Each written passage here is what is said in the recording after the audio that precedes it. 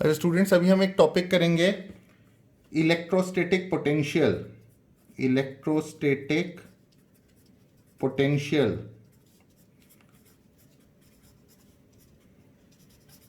For a point charge. ठीक है students, electrostatic potential for a point charge.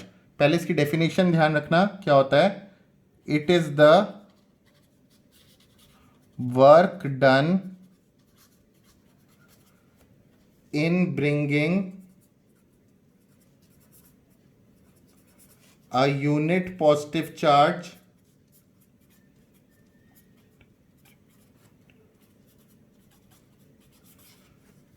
from infinity to a specific point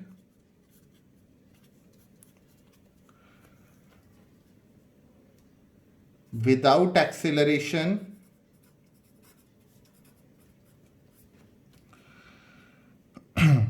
against the electrostatic field of another charge। तो students, ये definition आप याद रखोगे तो ही आप इसकी डेरिवेशन को अप्रिशिएट कर पाओगे। तो स्टूडेंट्स, एक तो आपको वर्क डन याद रखना है in bringing a unit positive charge from infinity to a specific point, ठीक है, without acceleration against the electrostatic field of another charge. ठीक है, अगेंस्ट वर्ड को याद रखना।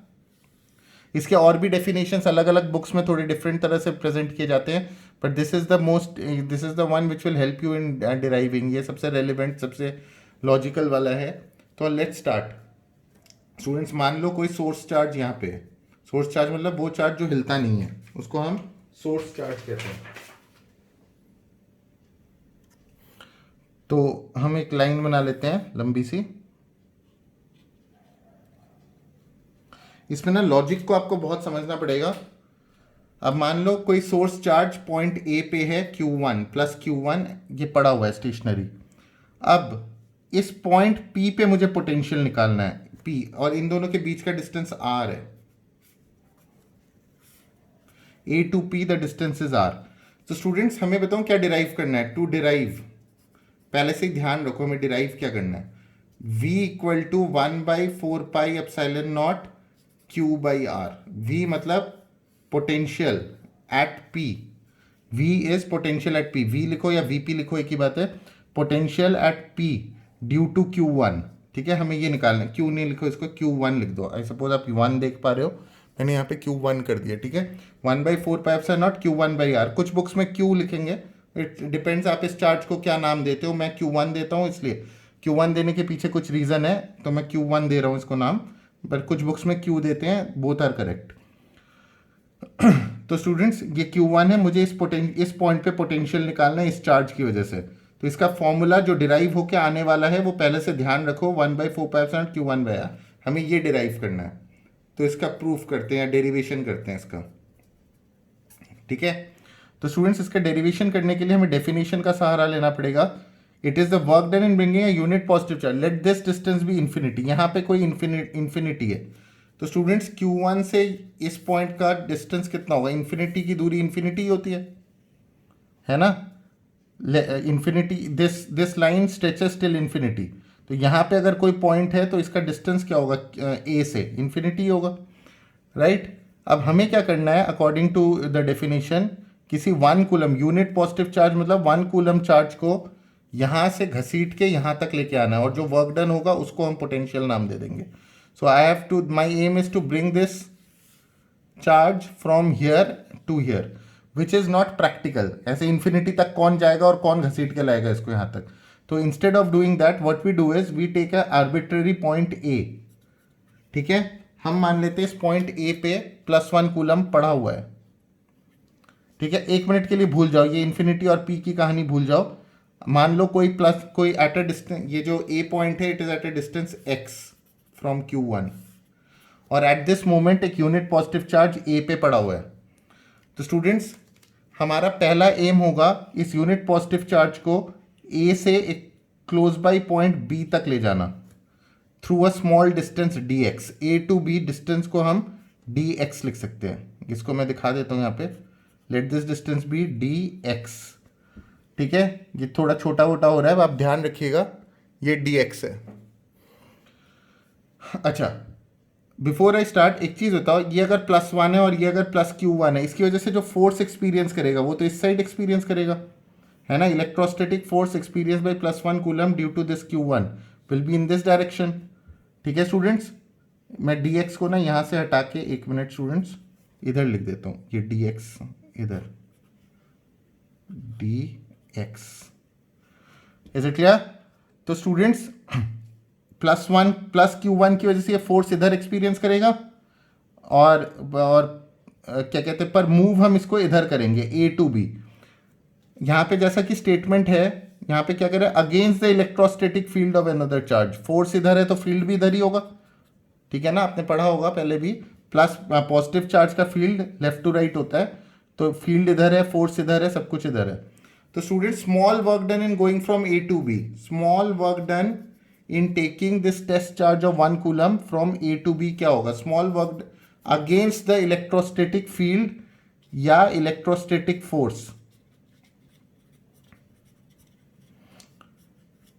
ये मत समझ लेना दोनों इक्वल होते हैं कुछ केस, बट इसमें इस केस में क्या हो रहा है, डायरेक्शन दोनों के सेम है, फील्ड जहां पे है उसी में ये फोर्स एक्सपीरियंस कर रहा है इस क्वेश्चन में। ठीक है, तो student small work done d डब्ल्यू क्या होगा in going from A to B. तो इसका आपका फॉर्मूला होगा, जैसा कि आप जानते हो, एफ डी एक्स कॉस 180। ये हुआ ना स्टूडेंट्स, फोर्स इधर है, डिस्प्लेसमेंट इधर है, कॉस 180। तो अगेंस्ट द फोर्स की जो देखो, यूनिट पॉजिटिव चार्ज ये रहा, अगेंस्ट द फोर्स, फोर्स इधर है और dx इधर है, तो इसीलिए cos 180। अब इन्फिनिटी टू दैट पॉइंट को बाद में लेंगे, अभी फिलहाल ए टू बी हिला रहे हैं इसको। तो स्टूडेंट्स ये क्या आ जाएगा, dw is equal to cos 180 का नेगेटिव आ जाएगा। f का वैल्यू क्या होता है स्टूडेंट्स, इसको कंसिडर करो, Q1 और 1, तो 1/4 pi epsilon not Q1 into 1 by distance का स्क्वायर, इन दोनों के बीच में डिस्टेंस कितना है, x square into d x. Cos 180 को फैक्टर इन कर लिया हमने already. So this implies dw equal to students small work done. अब ये तो स्मॉल वर्क डन आया, ये जो इक्वेशन आया मेरा, ये स्मॉल वर्क डन। अब सुनो एक मिनट, नेक्स्ट स्टेप आने से पहले स्टेप को भूल जाओ एक मिनट। ये small work done in going from A to B का ये एक्सप्रेशन होगा, पर मेरा main aim A to B चलाना है या इन्फिनिटी टू पी। मुझे तो इन्फिनिटी टू पी लेके जाना है, उसका वर्क डन लेना है। तो कोई भी छोटी चीज़ को बड़ा करने के लिए क्या तरीका होता है, इंटीग्रेट। तो इंटीग्रेट डी डब्ल्यू, अब यहाँ पे कांस्टेंट जो है वो बाहर ले लो, -1/4 पाई एप्सिलॉन नॉट, और Q1 की वैल्यू थोड़ी चेंज होगी हिलाने से, ठीक है। x integration 1/x² dx। Students इसके लिमिट्स क्या होंगे, स्टूडेंट इनिशियल कहाँ से स्टार्ट हुआ, ये इन्फिनिटी से, ये स्टार्ट कहाँ से हुआ था, इन्फिनिटी से, और एंड कहाँ पे हुआ, p पे। स्टूडेंट्स इन्फिनिटी का जो डिस्टेंस है वो तो इन्फिनिटी है, और फाइनल p का जो डिस्टेंस है फ्रॉम Q1, जब ये 1 कूलम यहाँ पहुँच जाएगा तो उसका डिस्टेंस कितना होगा, r। ठीक है, इसमें limits infinity to r। Now students इसको आप इंटीग्रेट करोगे, जिनको इंटीग्रेशन में दिक्कत है मैं थोड़ा सा आपको बता देता हूँ मैं अभी बाद में बताऊंगा वो क्या हुआ, मैं बस वैल्यू लिख देता हूँ इंटीग्रेशन की, फिर मैं आपको बताऊंगा होगा कैसे ये। अच्छा, integration of D W is W. जिनको इंटीग्रेशन नहीं आता थोड़ा वेट करिए, आप लिख लीजिए फिलहाल, I will come back to it. वैसे तो आपको आना चाहिए, 11th में आपने किया होगा। -1/4 पाई एप्सिलॉन नॉट Q1, अब 1/x² dx का इंटीग्रेशन होता है -1/x और लिमिट्स इन्फिनिटी टू r। इसका इंटीग्रेशन होता है -1/x। Students minus minus plus हो जाएगा, तो वर्क डन का एक्सप्रेशन होगा 1/4 pi epsilon not Q1 1/x infinity to r। Students अब लिमिट्स डालोगे आप, वर्क डन का एक्सप्रेशन होगा 1/4 pi epsilon not Q1 1 upper limit minus 1 lower limit. 1/इन्फिनिटी 0 होता है स्टूडेंट्स, तो इसके आगे अच्छा, इसके आगे कंटिन्यू करते हुए after this step what will happen is work done will become, इसके आगे का स्टेप यहाँ कर रहा हूँ, 1/4πε0 Q1 into 1/r minus 0. So this work done becomes 1/4πε0 Q1 by r. तो स्टूडेंट्स ये आंसर आएगा हमारा. By definition this work done is called, this work done is the potential at P. So V equal to, इसी को V से represent करेंगे 1/4πε0 Q1 by R. तो potential at any point P which is eight a distance R from Q1 का ये formula होगा. Students आप I suppose आपको क्लियर है. अच्छा, जिन बच्चों को, जो बच्चे अटक गए थे कि इंटीग्रेशन कैसे होता है उसका, वो मैं साइड में कर रहा हूँ अभी. आई होप आपको दिख रहा होगा. ठीक है स्टूडेंट्स, आप सबको पता, मैं यहाँ पे जगह ले रहा हूँ सारा. स्टूडेंट्स आपको पता होगा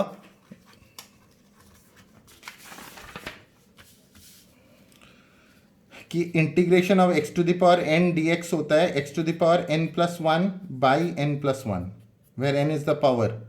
तो इन दिस केस जब हम पीछे इंटीग्रेशन कर रहे थे, ये जैसे इस स्टेप से हम यहाँ पे जंप कैसे करे थे, सो वो मैं एक्सप्लेन करूंगा. हमारे पास इंटीग्रेशन 1/x² dx था. So I can write, just a moment, integration 1/x² dx का नेक्स्ट स्टेप क्या होगा. अगर हम चाहे तो इसे ये लिख सकते हैं x to the power -2 dx. Now this comes similar to this formula, n की जगह -2. ये देखो x to the power n था, यहाँ पे -2 था. तो इसका नेक्स्ट स्टेप क्या होगा स्टूडेंट्स, इसको जब खोलेंगे तो क्या होगा, तो ये फॉर्मूला लग जाएगा n की जगह -2 डालते हुए. तो x to the power -2 + 1 by -2 + 1, तो x to the power -1 by -1 that is -1/x. आपको दिख रहा होगा सारा. तो इंटीग्रेशन ऑफ 1/x² dx होता है -1/x. जो लिमिट्स थे वो तो रहेंगे, मैंने इंटीग्रेशन को सॉल्व किया. बाहर अगर लिमिट्स आपके और शुरुआत से इन्फिनिटी टू r था तो वो तो रहेगा यहाँ पे इन्फिनिटी टू r, वो तो हमने यूज़ किया है. इन्फिनिटी टू r को तो हमने नेक्स्ट स्टेप में सॉल्व किया था, अभी इमीडिएटली नहीं किया था. So this is how it goes. Students I will again tell you what is happening. एक इलेक्ट्रोस्टैटिक, अच्छा फोर्स एक वेक्टर क्वांटिटी है, तो इधर स्टूडेंट्स +1 कूलम है, प्लस Q1 की जगह फोर्स इधर एक्सपीरियंस करेगा और इलेक्ट्रिक फील्ड भी इसी डायरेक्शन में होगा. +1 कूलम इसकी वजह से इधर ही जाएगा. फोर्स और इलेक्ट्रिक फील्ड दोनों सेम साइड पे. ठीक है, ध्यान रखिएगा ये word, against the electrostatic field.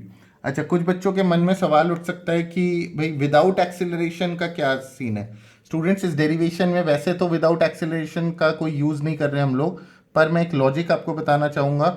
अगर आप इस चार्ज को ऐसे ही छोड़ दोगे ए पे ला के या कहीं पे भी, तो ये तो इधर भाग जाएगा.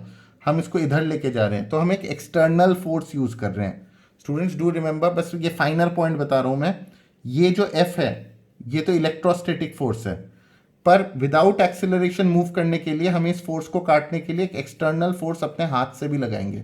और ये जो एक्सटर्नल फोर्स है उसकी वैल्यू इक्वल है किसके, इलेक्ट्रोस्टैटिक फोर्स के. Magnitude wise they are equal, direction wise they are opposite. तो अगर डायरेक्शन की बात करें, अगर हम वेक्टर साइन लगा दें तो F external vector equal to -f vector है. पर अगर मैग्नीट्यूड की बात करें तो सेम है. अगर इस पॉइंट ए पे इलेक्ट्रोस्टैटिक फोर्स 10 न्यूटन है, तो एक्सटर्नल फोर्स भी हमें 10 न्यूटन लगाना पड़ेगा इस चार्ज को घसीटने के लिए. ठीक है स्टूडेंट्स, ये एफ एक्सटर्नल लगाना पड़ता है, पर डेफिनेशन में हम लोग against the electrostatic force word use कर रहे हैं, इसीलिए हम dx को f से रिलेट करेंगे, ना कि f एक्सटर्नल से. तो f एक्सटर्नल के बारे में काफ़ी लोग बताते हैं, कुछ टीचर्स बताते हैं और बच्चे बहुत कंफ्यूज होते रहते हैं क्या क्या चक्कर है f एक्सटर्नल का. स्टूडेंट्स f एक्सटर्नल का पर्पज़ ये है कि एक्सेलरेशन, अगर f एक्सटर्नल नहीं लगाते तो दो प्रॉब्लम्स आती. एक तो ये, इसको अगर सिर्फ इलेक्ट्रोस्टैटिक फील्ड में खुला छोड़ दो तो +1 कूलम कभी इस साइड भागेगा क्या, इस साइड तो ये जा ही नहीं सकता ना, असंभव है इसका जाना. प्लस की तरफ थोड़ी जाएगा अपने आप, ये तो इस साइड भाग जाएगा. पर हमने बोला है कि इसको इस साइड लेके जाना है, मुझे तो A to B लेके जाना है. तो A to B लेके, ये F के तो बस की नहीं है इसको A to B लेके जाना है, F तो इसे वहाँ भगा देगा. तो हम अपने हाथ से एक फोर्स लगाते हैं, एक एक्सटर्नल फोर्स, मतलब एक बाहर से हम ताकत लगाते हैं। मान लो मैं अपनी उंगली से इसे घसीट रहा हूँ इस तरफ, तो मैं एक एक्सटर्नल फोर्स लगाऊंगा, पर उस एक्सटर्नल फोर्स की value exactly equal to the electrostatic force होगा। ये 10 न्यूटन इस तरफ है तो हम भी 10 न्यूटन इधर लगाएंगे, ताकि विदाउट एक्सिलरेशन ये इस साइड मूव करे। अब कुछ बच्चों के मन में ये आता है कि सर ये दोनों फोर्स अगर इक्वल एंड ऑपोजिट है तो बॉडी को स्टेशनरी रहना चाहिए। स्टूडेंट्स, ये गलत फहमी आप हटा दीजिए। अगर दो एक चार्ज पार्टी या किसी बॉडी पे दो equal and opposite forces act करती हैं, ये नेसेसरी नहीं है कि वो रेस्ट पे रहे। ये मैं क्लास 11 से बोलता आ रहा हूँ, कांस्टेंट स्पीड से भी चल सकती है वो बॉडी। कांस्टेंट स्पीड मतलब विदाउट एक्सिलरेशन। अगर दो equal and opposite forces act करती है एक बॉडी पे, तो दो चीज़ें हो सकती है, या तो वो बॉडी रेस्ट पे रहे या फिर कांस्टेंट स्पीड से मूव करे इन आइदर डायरेक्शन। हम इस केस में कांस्टेंट स्पीड से मूव करा रहे हैं। ये जो एफ एक्सटर्नल, और अब कुछ बच्चे बोलेंगे कांस्टेंट स्पीड से सर राइट में क्यों नहीं गया, लेफ्ट में क्यों गया। अब यहाँ पे ना कुछ फिजिक्स के अजम्पशंस होते हैं। हमने कहने को तो बोल दिया F external equal to F है, पर एक्चुअल लाइफ में F external very very slightly more than F होगा। ये थोड़ा सा ज़्यादा ताकतवर होगा इससे। मेरा मतलब क्या है, ये अगर 10 न्यूटन है तो ये 10.00000001 न्यूटन होगा। एफ एक्सटर्नल इतना होगा, एफ इतना होगा, तो स्लाइटली ताकतवर होगा एफ एक्सटर्नल। तो स्लाइटली ताकतवर अगर होगा तो बॉडी इधर जाएगी, पर इसको हम ऑलमोस्ट नेग्लेक्ट कर देते हैं, तो इसलिए ये होता है। ठीक है, स्लाइटली भी अगर ये ताकतवर हुआ इसके मुकाबले, बॉडी इधर ही मूव करेगा, क्योंकि हमें मूव इधर ही कराना था। डेफिनेशन कह रहा था अगेंस्ट द इलेक्ट्रोस्टैटिक फोर्स। तो स्टूडेंट्स ये चीज़ ध्यान रखिएगा। और एक और चीज़ जो फाइनर पॉइंट, चलो नहीं, ये डेरिवेशन तो हो गया, इसमें और कोई फाइनर पॉइंट नहीं है स्टूडेंट्स। तो अगर एफ एक्सटर्नल के बारे में कोई कहानी पूछे तो उसका मैथमेटिकल वैल्यू एफ के बराबर ही होता है, and this is the derivation for electrostatic potential. I suppose आपको क्लियर है ये।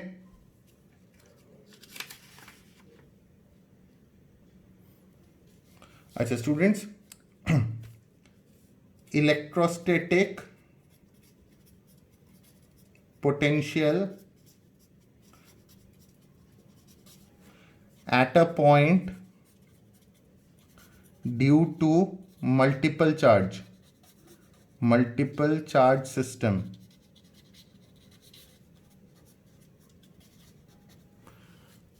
सर ये बाहर निकल गया था थोड़ा, मल्टीपल। अच्छा, before I start with that, एक दो चीज़ें और ध्यान रखना। ये जो इलेक्ट्रोस्टैटिक पोटेंशियल होता है, मैं यहाँ पे पहले पिछले पेज पे ही लिख देता हूँ, उसका यूनिट होता है वोल्ट्स, और it is a scalar quantity. It is a scalar quantity, इसका कोई डायरेक्शन नहीं होता। इलेक्ट्रोस्टैटिक पोटेंशियल का कोई डायरेक्शन नहीं होता।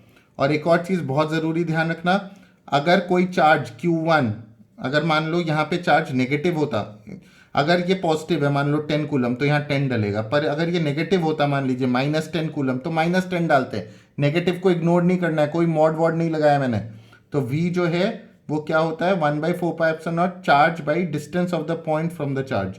ठीक है, तो ध्यान रखिएगा, अगर ये नेगेटिव चार्ज होगा तो नेगेटिव वैल्यू डालोगे, कोई टेंशन नहीं है नेगेटिव डालने में। Is it clear? Scalar quantity में नेगेटिव को आप इग्नोर नहीं कर सकते। अच्छा, electrostatic potential at a point due to multiple charge system. मान लो स्टूडेंट्स एक पॉइंट P है इधर, इसके आसपास बहुत सारे चार्जेस, एक Q1 है मान लो, plus Q1 at a distance R1, एक माइनस Q2 मान लो एट अ डिस्टेंस R2, एक Q3 मान लो एट अ डिस्टेंस R3, एक Qn मान लो एट अ डिस्टेंस Rn। तो अगर आपसे पूछा जाए पोटेंशियल एट P निकालो, P पॉइंट पे पोटेंशियल निकालो इतने सारे चार्जेस की वजह से। ठीक है, इस P पॉइंट पे पोटेंशियल निकालना है। ये कुछ नहीं है, ये बस पॉइंट को मैंने इंसर्कल किया। P पॉइंट पे मुझे पोटेंशियल निकालना है इन सब चार्जेस की वजह से। तो इसका जो फंडा होता है वो ये होता है, V टोटल इक्वल टू, अगर मैं इन पॉइंट्स के नाम बता दूं ABCD एंड सो ऑन, तो V टोटल जो होगा वो होगा VAP plus VAP plus VBP plus VCP plus VDP। ठीक है, सबका सम P पे A की वजह से, P पे B की वजह से, P पे C की वजह से, P पे D की वजह से। VAP आप अलग से निकालोगे, VBP आप अलग से ऐड कर दोगे सबको। ठीक है, इसका मतलब क्या हुआ स्टूडेंट्स, ये कॉन्सेप्ट याद रखना है बस। This is the concept. बाकी वैल्यूज तो आप निकाल ही सकते हो। जैसे इस केस में वी ए पी क्या होगा, 1/4πε0 ए और पी का relation Q1/R1। We B P क्या होगा, 1/4πε0, अब ये नेगेटिव है तो नेगेटिव लिखेंगे, -Q2/R2। वी सी पी क्या होगा, 1/4πε0 Q3/R3। वी डी पी क्या होगा, इन दोनों का रिलेशन 1/4πε0 Qn/Rn। इन सबको ऐड कर दोगे, जो आंसर आएगा वो वी टोटल वीपी आ जाएगा आपका। ठीक है, वी टोटल एट पी आ जाएगा। सो this is how it is handled. ध्यान रखिएगा इसको।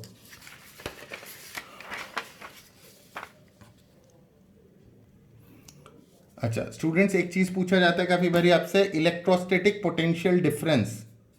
Electrostatic potential difference between two points, between two points.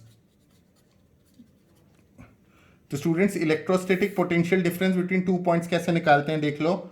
इसको डेल्टा वी कहते हैं और उसको ये होता है V final minus V initial. इसका मतलब क्या है स्टूडेंट्स, कि मान लो दो पॉइंट्स है, एक चार्ज पार्टिकल है कोई यहाँ पे +Q1, और कोई पॉइंट ए है एट अ डिस्टेंस R1 या R इनिशियल, और कोई पॉइंट बी है एट अ डिस्टेंस RF। ठीक है, ये RF है और ये RI है। अगर आपसे पूछा जाए कि पोटेंशियल डिफरेंस बताओ बी और ए के बीच में, तो आप क्या करोगे, डेल्टा वी। डिफरेंस मतलब ही होता है delta V is V final minus V initial. Students, V का फॉर्मूला तो पता ही है, वी फाइनल के लिए आप बी को यूज करोगे, तो 1/4πε0। इसके लिए इसका और इसका इंटरेक्शन देखो, एक ही चार्ज है Q1 और डिस्टेंस कितना है RF, माइनस वी इनिशियल के लिए ये सिस्टम देखो, ये देखोगे 1/4πε0 Q1/RI। ये RI है ना, तो डेल्टा वी हमारा क्या होगा students, 1/4πε0 Q1 common 1/R final minus 1/R initial. ये ध्यान रहेगा। ये भी ध्यान रखना चाहिए आपको, ये भी ध्यान रखना चाहिए। अच्छा, एक इंपॉर्टेंट नोट स्टूडेंट्स, v का हमने फॉर्मूला क्या पढ़ा है, v का फॉर्मूला पढ़ा है 1/4πε0 Q/R, Q1/R। ठीक है, पोटेंशियल एट एनी पॉइंट, अगर कोई पॉइंट एक चार्ज है Q1 + Q1, इसकी वजह से किसी पॉइंट P पे अगर मुझे पोटेंशियल निकालना है, तो R अगर डिस्टेंस है इनके बीच में, तो ये फॉर्मूला हमने अभी पीछे पढ़ा था। ये पोटेंशियल डिफरेंस टॉपिक खत्म हो गया, मैं जनरल बता रहा हूँ। v का फॉर्मूला होता है 1/4πε0 1/4πε0। हाँ जी, तो ये क्या था, v = 1/4πε0 Q1/R। अच्छा, v और r इन्वर्सली प्रोपोर्शनल है, r कम होता जाएगा, जैसे जैसे डिस्टेंस कम होता जाएगा वैसे वैसे v बढ़ता जाता है। Is it clear? तो ये चीज़ आपको ध्यान रखना पड़ेगा। तो v और r का ग्राफ जैसे एनसीईआरटी में भी आप देखोगे, तो v वर्सेस r इन्वर्स है, v और r आपस में इन्वर्स है। तो v अगर ये है और r अगर ये है, तो v वर्सेस r का ग्राफ कुछ ऐसा जाएगा। ठीक है, तो v is inversely proportional to r, this is what it represents. Also students, जिन्होंने पीछे के टॉपिक्स पढ़े हुए हैं उनके लिए बता रहा हूं मैं, इलेक्ट्रिक फील्ड का भी आपने फॉर्मूला पढ़ा था, 1/4πε0 Q1/R²। Q1 लिखो या Q लिखो, सिंस मैं Q1 को इफेक्टिव चार्ज ले रहा हूँ, इसकी वजह से अगर मुझे पॉइंट P पे इलेक्ट्रिक फील्ड निकालना है, पोटेंशियल निकालना है, तो ये फॉर्मूला है। और इलेक्ट्रिक फील्ड इंटेंसिटी का मैग्नीट्यूड अगर निकालना है मुझे, तो ये फॉर्मूला है Q1 की वजह से P पॉइंट पे। तो फर्क क्या इन दोनों फॉर्मूलेज में, इसमें R होता है, इसमें R² होता है। ये भी इन्वर्सली प्रोपोर्शनल है, पर ये स्क्वायर के साथ, E is inversely proportional to R²। Students, inverse का ग्राफ तो ऐसे ही चलता है, आपको पता ही है ये। जब आपका एक्स एक्सिस बढ़ रहा है तो वाई एक्सिस गिर रहा है, कुछ ऐसा ही ग्राफ चलता है इसका। तो E वर्सेस R² का भी ऐसा ही ग्राफ होगा, पर ज़्यादा स्टीप होगा। ये ज़्यादा स्टीप से मेरा मतलब है it will be something like this. ये रेड मार्कर से मैं दिखा रहा हूँ, E inversely proportional to R square, इसका स्लोप ज़्यादा होगा इसका। ये अगर आप देखेंगे ये ऐसे ज़्यादा वर्टिकली गिर रहा है, ज़्यादा स्टीप है ये, क्यों? क्योंकि इसका स्क्वायर के साथ रिलेशन है, तो ये ज़्यादा इफेक्ट, ज़्यादा मतलब जल्दी गिरेगा एज कम्पेयर टू वी जो है सिर्फ आर के साथ रिलेशन है। तो ये भी कभी कभी पूछा जाता है। तो आप दोनों का वी एंड ई, अगर वाई एक्सिस वी को भी दिखा रहा है और ई को भी दिखा रहा है, तो वी का ग्राफ ऐसे जाएगा आर के साथ, आर मतलब distance of the point from the charge, और ई का ग्राफ ऐसे जाएगा कुछ। ई का ग्राफ ज़्यादा स्टीप होगा, ज़्यादा स्टीप होगा इसका मतलब क्या? दूसरे शब्दों में ई का स्लोप ज़्यादा होगा एज कम्पेयर टू वी, पर दोनों ही इन्वर्स होंगे डिस्टेंस के साथ। तो स्टूडेंट्स ये ध्यान रहेगा आपको।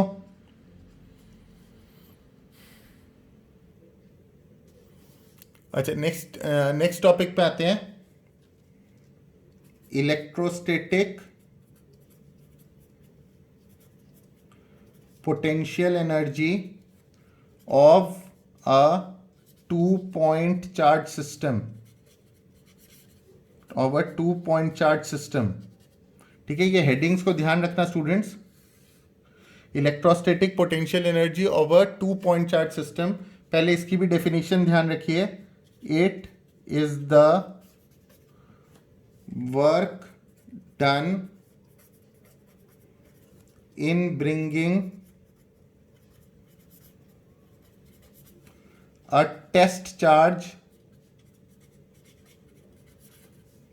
from infinity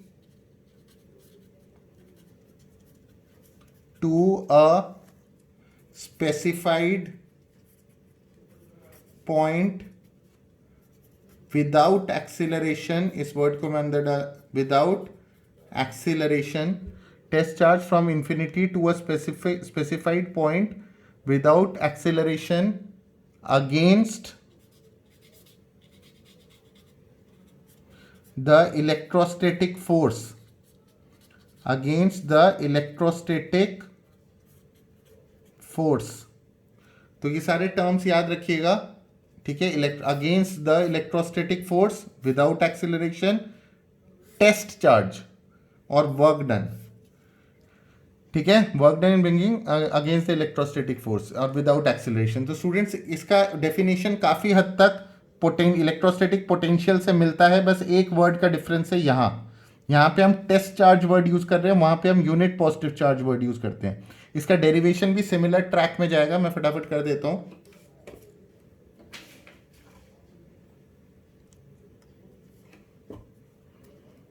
Students, let us assume, let us make a straight line and then it is extending till infinity,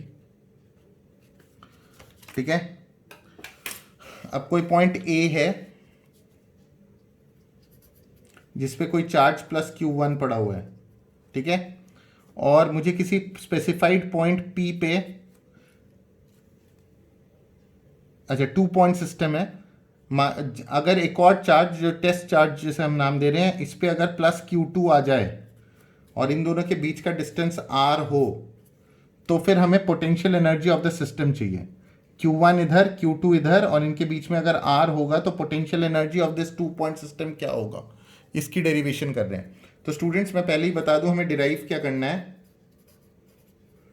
we have to derive, students ये इलेक्ट्रोस्टैटिक फोर्स या इलेक्ट्रोस्टैटिक फील्ड दोनों हो सकता था, दोनों का डायरेक्शन सेम होता है जिन्होंने पढ़ा हुआ है इलेक्ट्रोस्टैटिक फील्ड, ठीक है।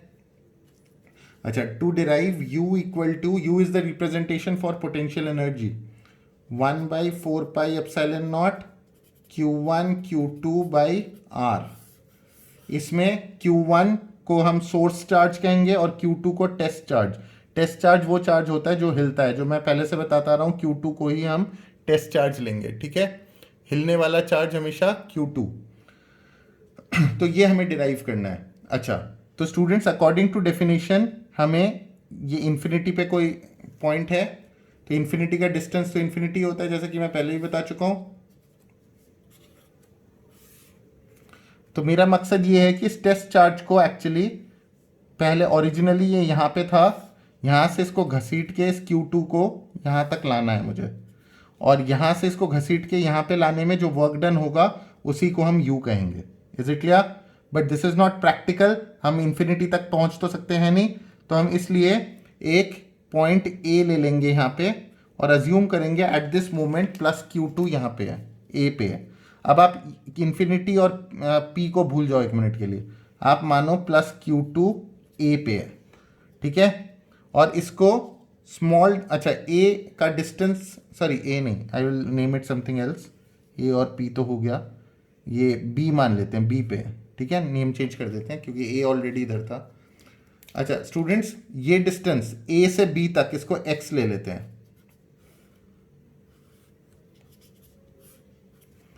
ठीक है। सो हम लेट कर रहे हैं कि Q2 अभी बी पे है और इसको बी से किसी पॉइंट, यार इसका ना एक काम करते हैं ताकि सिमिलैरिटी रहे, इसका नाम बदल देते हैं, नाम ही तो बदलना है, इसको कुछ और नाम दे देते हैं। ये पॉइंट P है, ये इसको M नाम दे देते हैं, और ये B है, इसको A ही नाम रख देते हैं। स्टूडेंट्स नेमिंग मैं थोड़ा चेंज कर रहा हूँ, देख लो फिर से, ये A है और A to B इसको हिला रहे हैं, ठीक है, through a distance dx। I will repeat the nomenclature again, मैंने नाम थोड़े से चेंज कर दिए ताकि सिमिलैरिटी रहे पिछले डेरिवेशन पोटेंशियल से। ये Q1 M पे है, Q2 A पे है, लेट कर लिया, A का डिस्टेंस x है फ्रॉम हियर। अच्छा इसको स्मॉल डिस्टेंस हिला रहे हैं, A से B मान लो हम हिला रहे हैं, हिला तो रहे हैं तो वर्क डन करेंगे, स्मॉल डिस्टेंस। अच्छा इलेक्ट्रोस्टैटिक फोर्स क्या एक्सपीरियंस करेगा ये Q2, ये प्लस Q1 है, ये प्लस Q2 है, तो Q2 फोर्स इधर एक्सपीरियंस करेगा, F वेक्टर, ठीक है।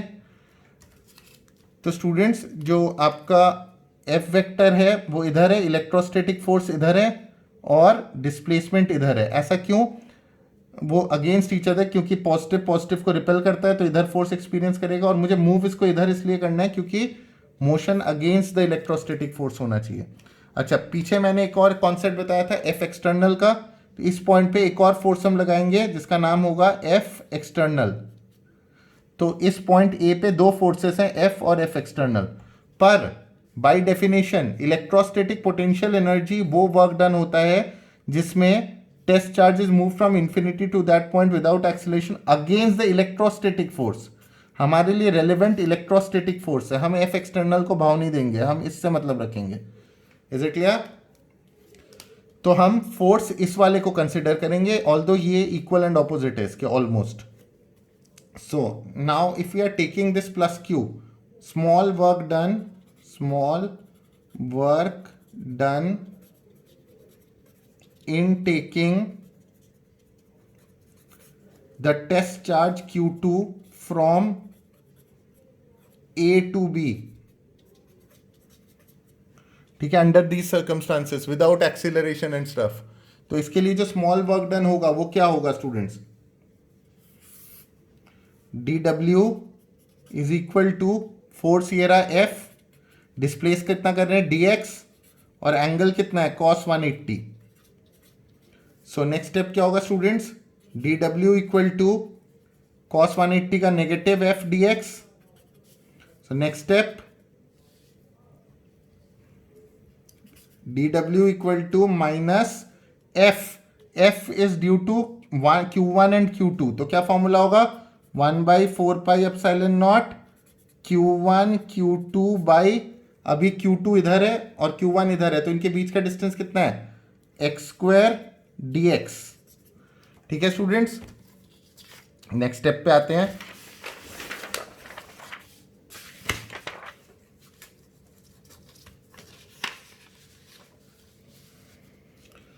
आई सपोज आपको दोनों शीट्स दिख रही हैं, सो this implies dw will be equal to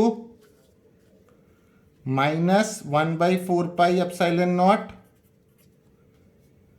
Q1 Q2, ये dw। अच्छा स्टूडेंट्स यहाँ पे इंटीग्रेट करेंगे, अभी मैं डाल रहा हूँ, ये dw का ये एक्सप्रेशन होगा, dw मतलब small work done in taking the charge from A to B, ठीक है। Q2 को A to B हिलाने के लिए अगेंस्ट द इलेक्ट्रोस्टैटिक फोर्स जो वर्क डन होगा उसका एक्सप्रेशन आ गया है।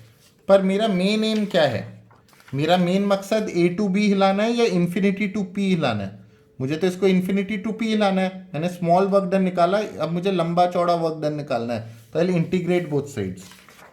सो I will integrate this. Integration of dw is equal to integration of, इधर माइनस को अंदर ही रख देते हैं, integration of 1/4πε0 q1 by q1 q2 by x square dx. अच्छा, इंटीग्रेशन के लिमिट्स क्या होंगे? Starting from infinity ending at r. ये क्या ना, इंफिनिटी का डिस्टेंस कितना था q1 से? जब ये q2 इंफिनिटी पे था तो ये डिस्टेंस इंफिनिटी ही था, और जब फाइनली हम इसको यहाँ पे ले आएंगे p पे, तो इनका आपस में डिस्टेंस क्या होगा स्टूडेंट्स? ये देखो नीचे r. So students, integration of dw is w. Constant सारे बाहर आ जाएंगे.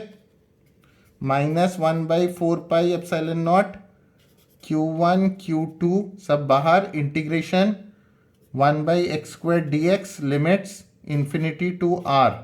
नाउ स्टूडेंट्स, अभी पीछे मैंने आपको बताया था इसका क्या हालत होती है इसकी.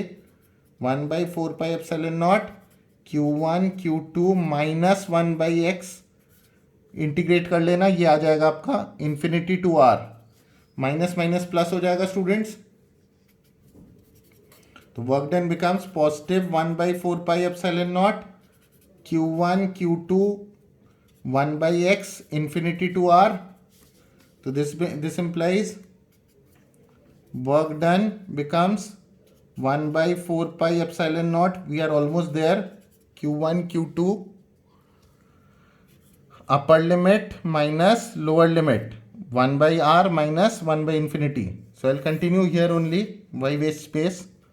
This implies w equal to 1/4πε0 q1 q2 1/r minus 0. So this w becomes 1/4πε0 q1 q2 by r. Now students, as we know, by definition, हमें डेफिनेशन से क्या पता है ऑलरेडी, ये जो वर्क डन होता है in dragging this q2 from infinity to p, इसी को क्या कहते हैं हम? Electrostatic potential energy.